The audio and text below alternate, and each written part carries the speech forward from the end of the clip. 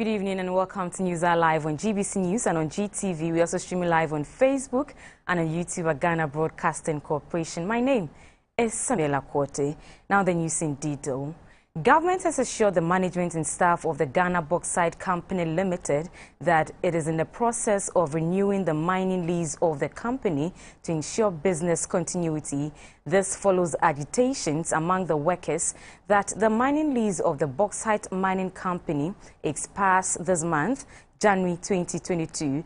The Deputy Minister for Lands and Natural Resources responsible for mining, Mr. George Mrekuduka, who gave the assurance, also announced that government will soon announce a new investor to take over the shares of Bauxite to revive the company. The Deputy Minister made this known at separate meetings with the management and staff of the Ghana Bauxite Company during an official visit to the site at Awaso in the Western region. The Ghana Bauxite Company Limited was established in 1944 during the colonial era to mine bauxite deposits at Awaso in the Western North region. The company was in 1997 granted a renewed mining lease for 25 years to mine the mineral resource on a concession of 29.4 square meter land located within the Bebiani Anyanso Bekwa municipality. The optimal production capacity of the company is about 1.5 million metric tons per annum, but for some years now, profitability has been on a downward trend. This has led to the company intermittently downsizing its workforce, which now stands at around 700 and has affected more than 1,000 others who indirectly depend on it for their livelihood. Out of the number, only 120 people are permanent staff, while the majority are employees from outsourced companies. A source within the management of the company told GBC News that in 2010, the government of Ghana sold about 80% shares in the company to an international investment company, Bauxite, due to the declining production level. In 2021, the Deputy Minister for Lands and Natural Resources in charge of mining, Mr. George Mrekuduka, intervened in an impasse between the staff on one hand and investors on the other. Mr. Duke's latest visit was to dialogue with and assure the workers of the government's resolve to revive the company. The workers mentioned, among other issues, the expiration of the mining lease of the company, which is due this month, January 2022, and very poor remuneration that are a bother to them. Also now, yeah, for 3 years, 2 years, 10 years, above any day. You perceive who said, Bibi or a chile and now said Brunino or Jayaqua. Or Chile, Bibi say, a Duano, Equa, you Bibi won't be as I say at the Maybiano, Yadbamai. Yesica, some of your severance will be beyond Bamai. And so, severance, a bedu, Minister, or can I some no? A BM, my aunt Tomoshi. And this, also, Bibi were Chile was say, where is our general manager, Jigifan? He's not in our midst. He needs to have been here by this time.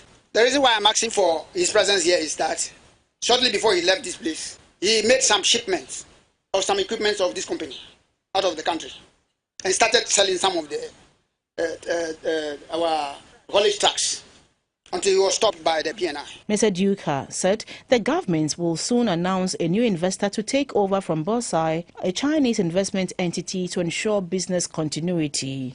Inkrata sembiara owo na owo company no hono nyamena dom yegudara ye totoro pepepe a oncher kra no yewura Samuel Abugina po bejina Ghana funyina hona name ampanyina name na nipa waboso company mu onam Bauxite fa waton one shares was that man no dam nipa no obede na ezima Ghana funyina we hu enyije sembi o honye de dem na easy kan share bo the worker biara o ha no on lose the job and then on lose na ejuma oreye no igina ha so ma share bo no de worker biara o ha no your work is secured. The Chief Executive Officer of the Ghana Integrated Aluminum Development Corporation, Mr. Michael Ansa, said, apart from its pivotal contribution to the socio-economic development of the Western North region,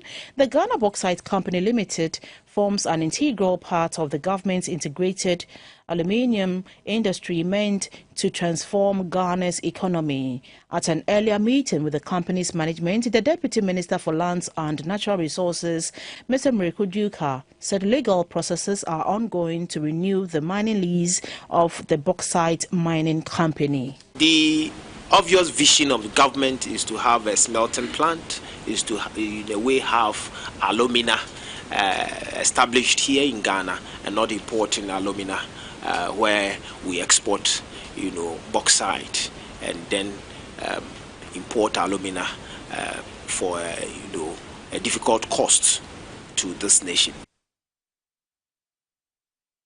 The Minister for Roads and Highways, Mr. Kwesi Amakwata, has assured residents of the Sekondi Takoradi Metropolis and, for that matter, the Western region, that all ongoing road construction works will be completed in good time. Speaking to the media during inspection of some road projects in the region, he said measures have been put in place to ensure projects are not abandoned by contractors. This is in line with government's resolve to undertake more road projects to open up the region and country at large to economic activities.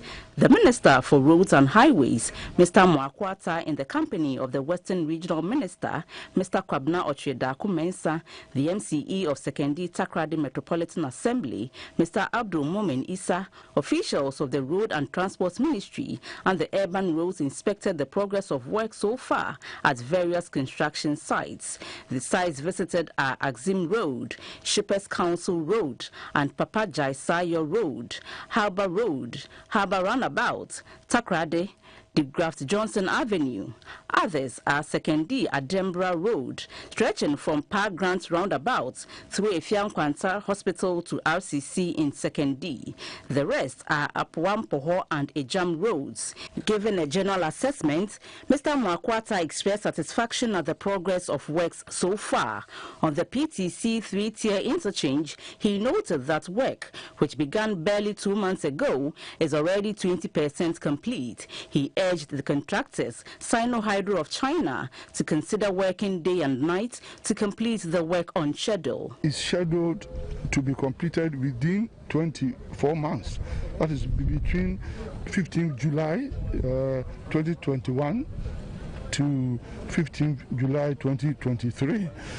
But I have had discussions with the contractors and the resident engineer to introduce and incorporate part and parcel of this project, night work, which will mean that, sincerely, if all the contractors and everybody, keep on to the work, it should be completed even before the original scheduled time of July 2023. The Western Regional Minister, Mr. Kwabena Ochedaku-Mensah, bemoaned the attitude of contractors who discontinue projects assigned them using non-payments of interim certificates as excuse. He then asked the Roads and Transport Minister to discourage the practice.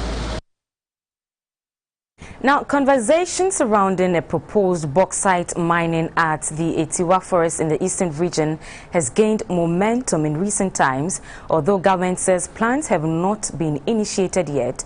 However, professionals in environmental protection and assessment say the focus must rather be on optimizing the natural resources in the forest for the sustainable development of the people. The Atiwa Range Forest Reserve is one of the only 2 reserves with upland evergreen forest in Ghana. This unique forest type is home to around 656 species of vascular plants, around 63 species of mammals and 227 species of birds. Government has not been resolute on its decision to mine bauxite in commercial quantity from the Atiwa and 2 other forest reserves, though there are speculations of a possible kick-off by the end of 2022. Professional bodies in the field of environmental safety and assessment argue that they are not conversant with decisions taken around the management and use of the Atiwa Range and other reserves and may be unsustainable and suboptimal. However, they believe that the drive to mine in the reserve for bauxite should be done in a sustainable manner in order to ensure a win-win situation for government and those living in the community. If we're going to proceed with the bauxite mining as you're looking at it, then it's going to impact negatively on these resources, on people that live in there. It's a cocoa mining area. All those impacts have to be considered pari passu the benefits that we stand to gain from the bauxite, and then we make a meaningful assessment to be sure that we're actually doing the right thing, so that we don't cut our noses to spite our faces as it is. Mind you, environmental assessment is not to stop development, but to subject it to a kind of scrutiny, so that in the end we have our project and also have our resources. I mean, we try to strike a balance. In a related development, a ceremony has been held in Accra to celebrate players in the environmental safety and assessment arena, including the Environmental Protection Agency, the International Association of Impact Assessments, the Environmental Regulatory Compliance and Management, for their immense contribution towards the goal of achieving a safe environment for habitation and development. The intelligence unit of the Ghana National Fire Service, supported by the police, have arrested a gang of fraudsters claiming to recruit unsuspecting members of the public into the Ghana National Fire Service. The recruitment exercise, which started on Friday, 14th January 2022 at the Day and Night Hotel at Abekan La Paz behind Extra O, had hundreds of prospective applicants paying various sums of money to the fraudsters. 10 members of the gang have been arrested and sent to the police headquarters for further interrogation. Mr. Timotheus Osafo-Efum, the Public Relations Officer of the Ghana National Fire Service, shared more information on the arrest with GBC News. We have an intelligence unit who went just at either the NID or the police investigation department also office. So they did the investigation and came up with this operations of these unscrupulous men. All that I want to tell the public is we are aware of the interest that the public is showing in joining the fire service. But then you must be very cautious. You don't fall into the unscrupulous hands of these people. Our activities are in the open. If you are not very sure of what you are doing, get in touch with any of our stations and tell them that this is what you are doing, and want to verify if what you are doing is the right one or not. If they don't have the information, they can get to us at the headquarters and give you back the information that you needed, so that you don't fall into the hands of such people. The first place is we don't recruit from the social media. We can only recruit from our main portals, either our Facebook page or the web page. So these are the two areas that you can get information from the fire service in terms of recruitment.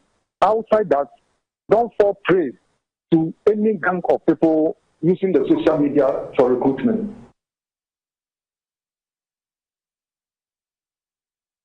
The Chief of Staff of the Ghana Armed Forces has withdrawn the military personnel attached to the office of the Speaker of Parliament, Mr. Orban Kingsford Suman Bagbin, effective January 14. In a letter dated 11th January, Major General N.P. Ando said the 4 officers, WO1 Jafaru Bunwura, WO11 Apuga Awini David, Sergeant Agbili Prosper and Sergeant Bonnie Prince were attached to his office without proper procedure. The letter further requested that the personnel be withdrawn while efforts are made to regularize the attachment. The letter did not state whether a provision will be made in the interim while an arrangement is made to get the Speaker some new military personnel. Meanwhile, a letter dated 21st January 2021, signed by the Clerk of Parliament and addressed the Chief of Defence Staff, indicates that the four aforementioned personnel have been providing security for the Speaker since his election as Speaker in January 2021.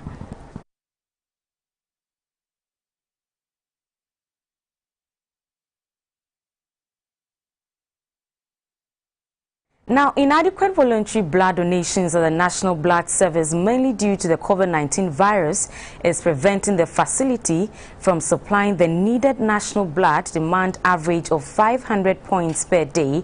The situation is adversely affecting the management of some health conditions at health facilities and causing many deaths.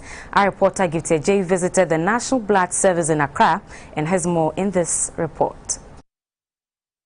Blood is a highly specialized tissue of the human body composed of more than 4,000 different components.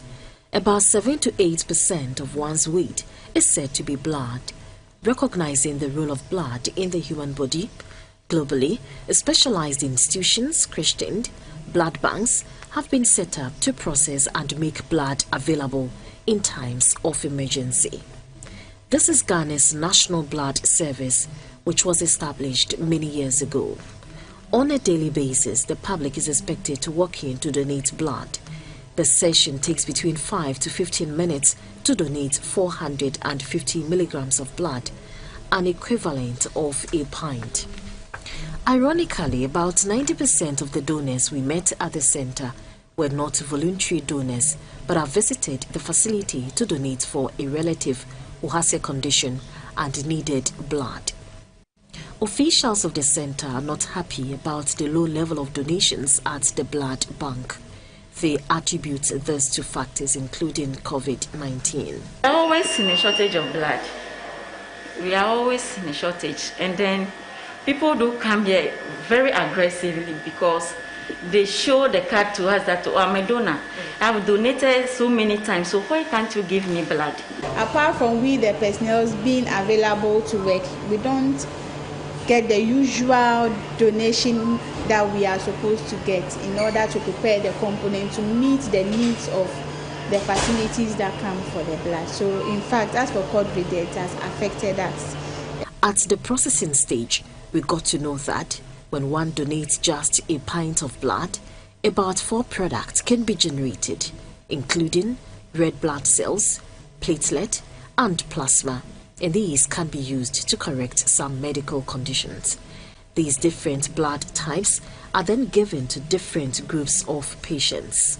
If, let's say, your problem is a clotting problem, so you have a deficiency in clotting factors, like patients who have hemophilia and you are bleeding, and the specific treatment, which is factor concentrate, is not available, then you benefit from a plasma product. It depends on the hemophilia and which plasma product you will benefit from. And so those are the main blood components we have. We got a shock of our lives at the storage facility, the final point where blood is dispatched. The trays of the storage facilities were virtually empty.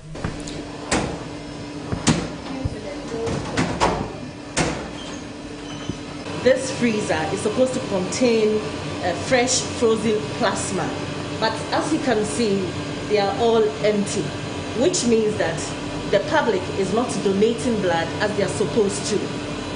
This is the blood supply chart for the National Blood Bank. Today, some health facilities have brought their orders aside the Kolebu maternity ward and the entire Kolebu teaching hospital facility, which is always constant. Ideally, 500 pints of blood is needed to supply the entire country in a day. Officials of the National Blood Bank say the way out is for the public to donate. A process blood donors say is not painful and fast. It's not a difficult experience to go through, but sometimes you have people trying to discourage you. I'd like to encourage the public, if you have the courage, you have the chance to donate blood, you should help, because people are out there who are suffering. For Mr. Edward Bano, he has donated 86 times and counting. My blood group is O negative, universal donor, and I'm proud to be a universal donor. I can give anybody blood if you need it. Blood donation, according to the expert, is good for one's health.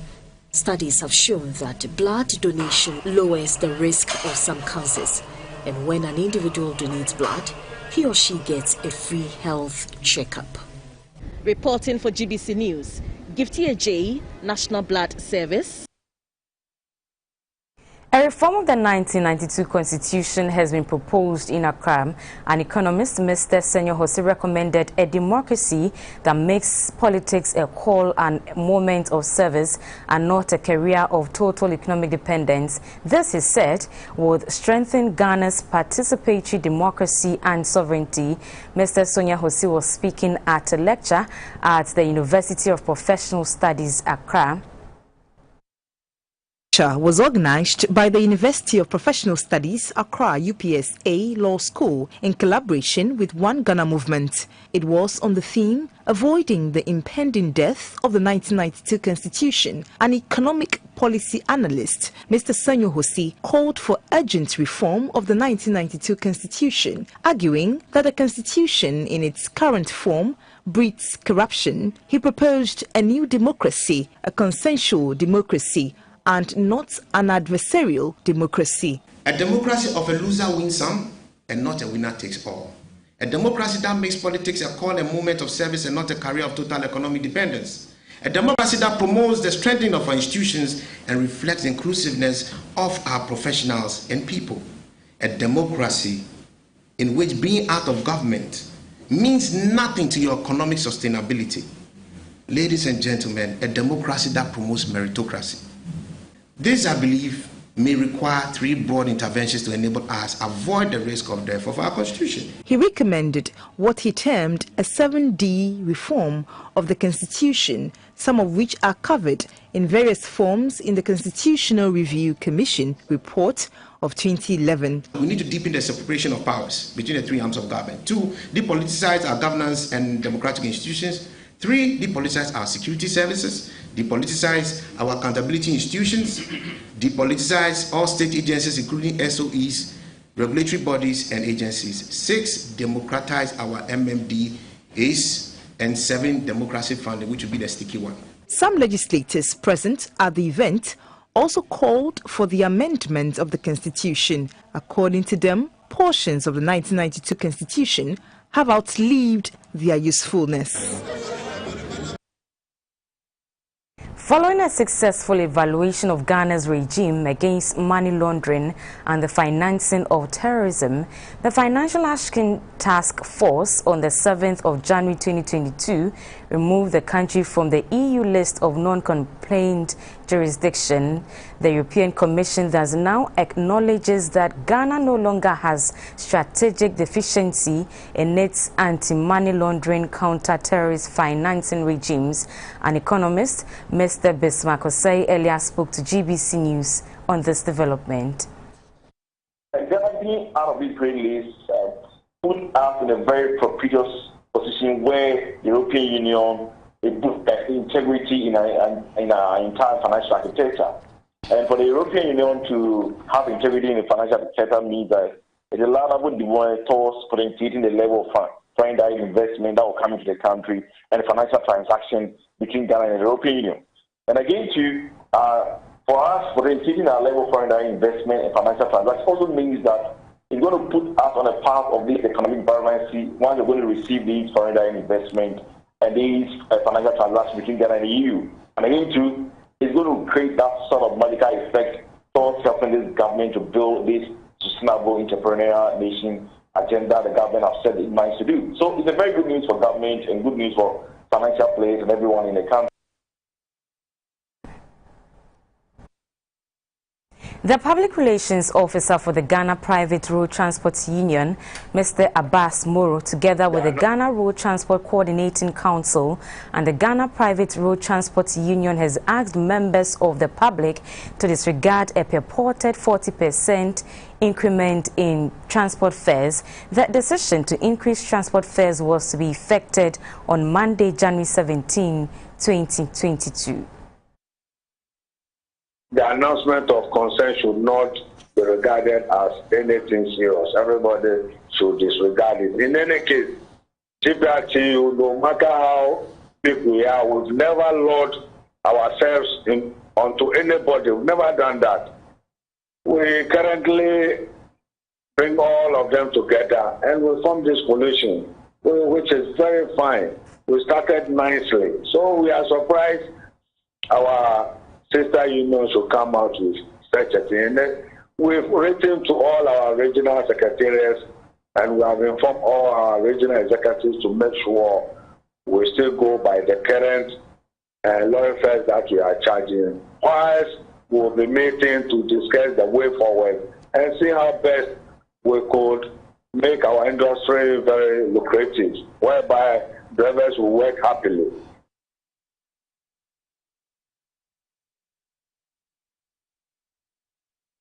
You're watching News Are Live on GBC News and on GTV. You're also streaming live on Facebook and on YouTube at Ghana Broadcasting Corporation. We'll be back shortly. Please stay.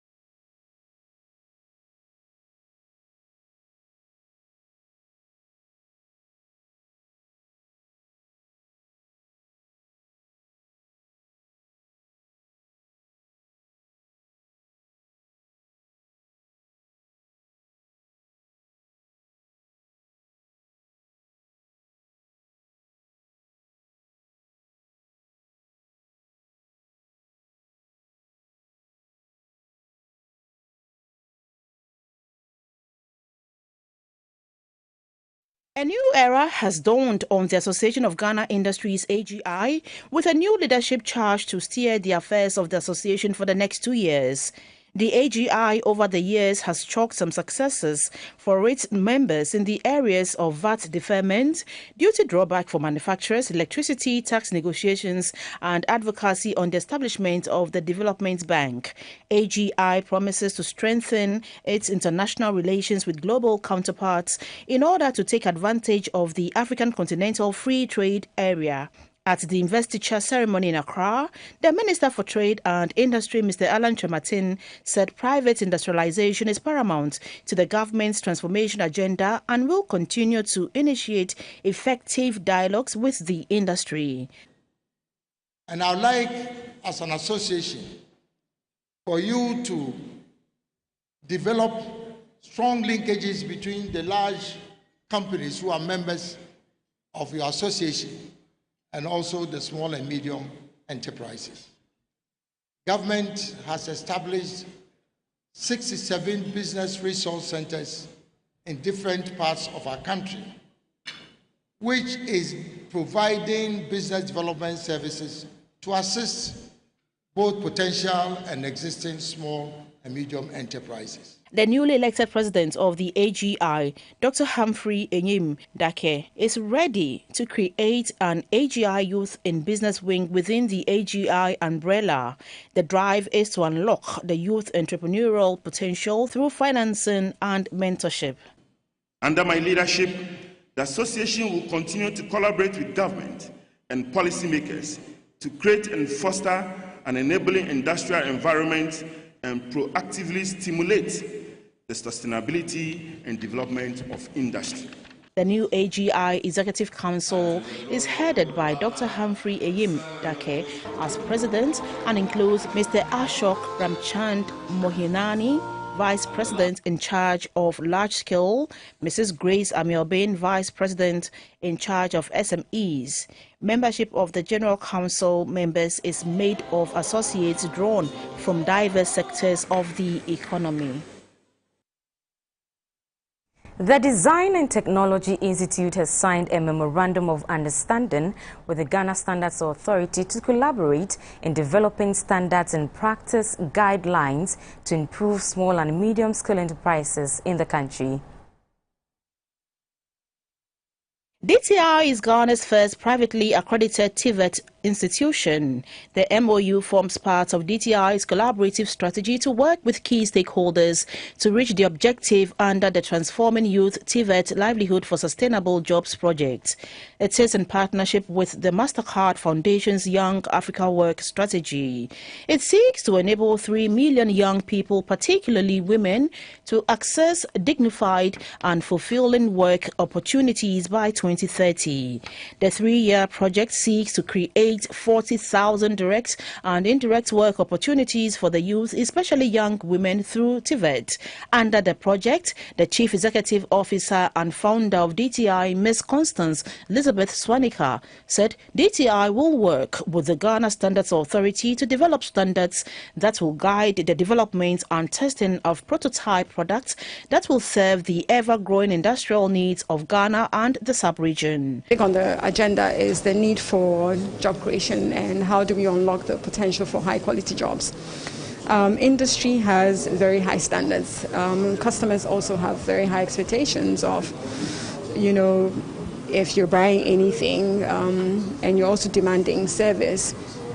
And so the signing of the MOU today would also then begin with a lot of training for the staff at Ghana Standards Board. The Director General of GSA, Professor Alex Dodu, said GSA is poised to ensure that international standards and best practices are adhered to in all sustainable manner in the country. Our hope really is that within the next 12 months we will have standards so that if you are going to a second-hand car dealer, you can know that this car dealer showing this logo or this license can provide according to this requirement and these expectations consistently. And if they fail, you can hold the certification body, which will be GSA in this case, or any other body responsible for failure. Because once somebody uses our mark, we are telling consumers that this person can produce according to this requirement. So if it fails, obviously whoever gave the license or the mark has deceived the public or deceived the industry. He called on all Ghanaians to have a precision quality mindset that settles for nothing but the highest quality of goods and services to improve the country's global competitiveness.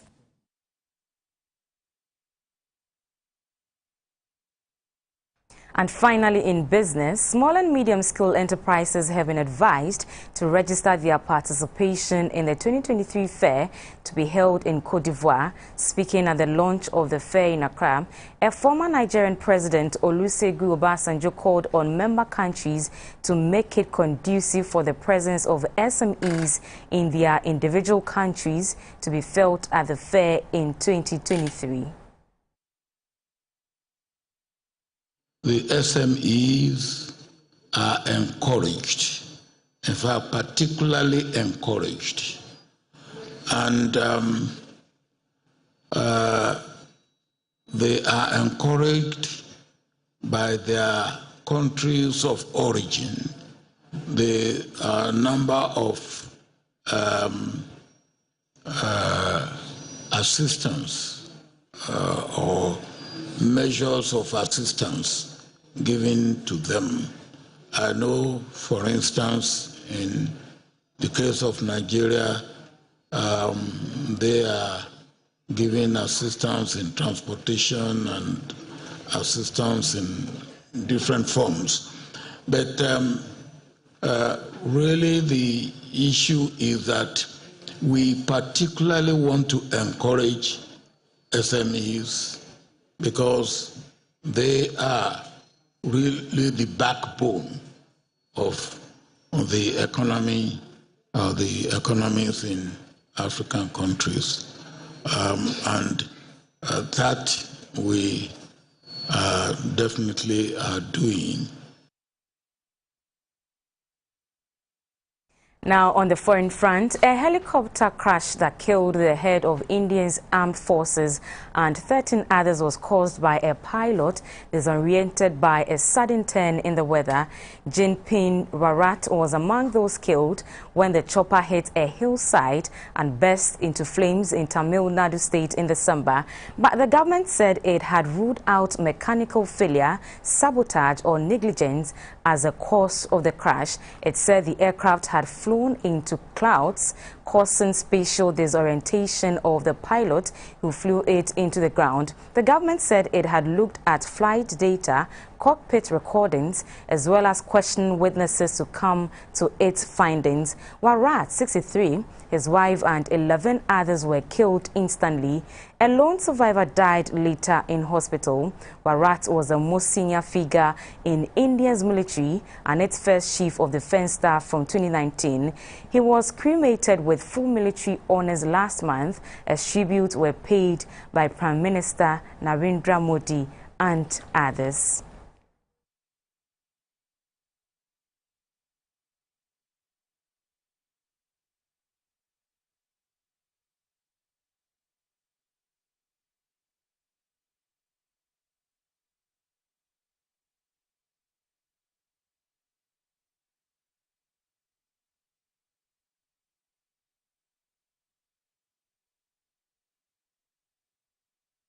You're still watching News Hour live on GBC News and on GTV. We'll be back shortly. Please don't go away.